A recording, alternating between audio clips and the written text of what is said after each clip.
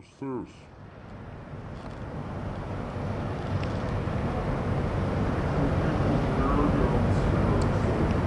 They're picking all the suitcases and then they're gonna tell the guy in the front.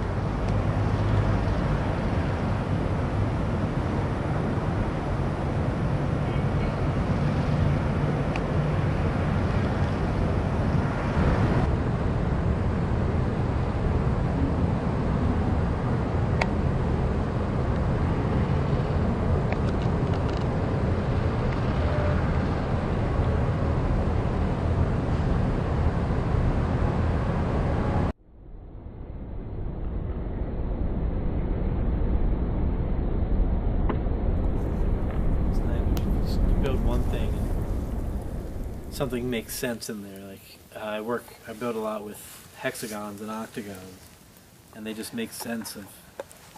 They can take up the space, and they're just a very satisfying shape.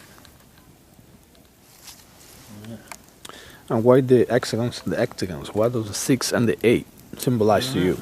Well, odd numbers just they don't work well when you have to alternate with things. Because you never get an even alternation.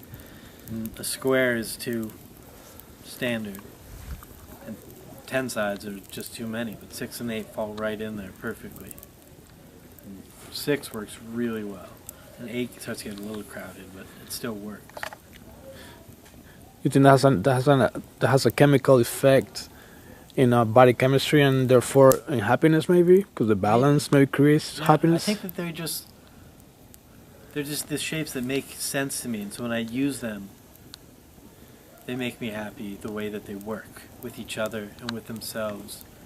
When you take 2 hexagons and start connecting them and add another one, it makes sense.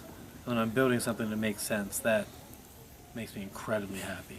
To be able to not think about building something, not think about what the final form is going to be, but think about how these shapes go together and how they start expanding within themselves.